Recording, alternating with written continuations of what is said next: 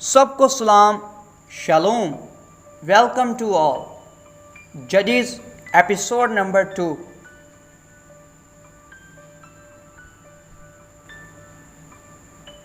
New جج. مواب کا بادشاہ بہت موٹا آدمی تھا اور جن لوگوں کو فتح کر لیتا تھا ان سے ٹیکس کے طور پر اناج، پھل اور میں لیتا تھا.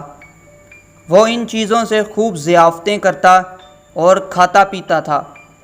18 سال تک اسرائیلی ظلم اور بے رحم اجلون کے ہاتھوں میں دکھ اور مصیبت اٹھاتے رہے اور بہت غریب ہو گئے اور نہایت افسردہ اور غمگین رہتے تھے.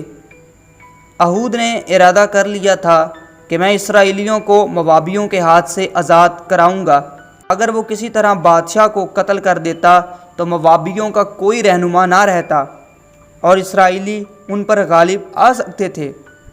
چنانچہ اہود اپنے ساتھ اپنی دھودھاری تلوار لیتا گیا جو اس نے خاص بنوائی تھی. چونکہ وہ بے ہتھا تھا اس لیے تلوار کو اپنے لباس کے نیچے دائیں طرف چھپا لیتا.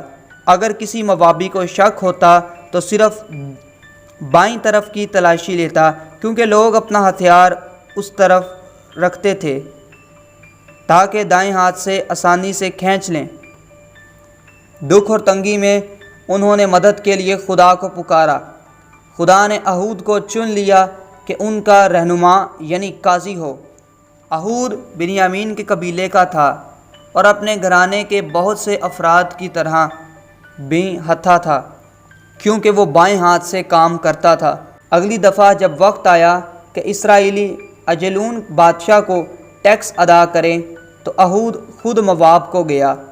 اس کے پیچھے پیچھے خادموں کی لمبی قطاریں تھیں جو اپنے سروں پر وہ اناج اٹھائے ہوئے تھے جو ٹیکس کی ادائیگی کے لیے بادشاہ کو دینی تھی. اہود اور اس کے خادموں نے ٹیکس بادشاہ کی خدمت میں پیش کیے اور اپنے اپنے گھروں کو روانہ ہو گئے. لیکن ابھی تھوڑی دور ہی گئے تھے کہ اہود واپس مڑا اور اکیلا ہی دوڑتا ہوا بادشاہ کے محل میں آیا اور بادشاہ سے کہنے لگا، عالی جان، میرے پاس آپ کے لیے ایک خاص پیغام ہے جو کہ خفیہ ہے.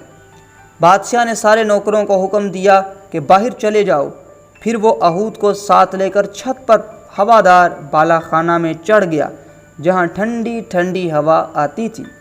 اہود نے موقع پاتے ہی جلدی سے بائیں ہاتھ سے تلوار کھینچی اور بادشاہ کو قتل کر دیا. پھر وہ جلدی سے باہر نکلا اور اپنے پیچھے نقش و نگار والے خوبصورت دروازے کو بند کر کے تالا لگا دیا اور دبے پاؤں نکل کر پہاڑوں کی طرف چلا گیا تاکہ اسرائیل کے بہادر جنگی مردوں کو لڑائی کے لیے بلا لائے. ادھر اجلون کے محل میں اس کے نوکر بالا خانہ کے بند دروازے کے باہر انتظار کر رہے تھے. وہ دروازہ کھولنے سے ہچکچاتے تھے. آخر انہوں نے ہمت کر کے دروازہ کھول دیا اور یہ دیکھ کر ہکے بکے رہ گئے کہ بادشاہ مرا پڑا ہے. لیکن اب اہود تیار تھا اور موابی فوج کی راہ دیکھتا رہا تھا. زبردست لڑائی ہوئی جس میں اہود کو فتح ہوئی اور اس نے اسرائیلیوں کو ایک دفعہ پھر آزاد کرا دیا. آمین. Thank you so much for watching this video. اگر آپ کو یہ ویڈیو اچھی لگی ہو تو پلیز اس کو لائک کیجیے گا. Stay blessed, be safe and stay connected. آمین.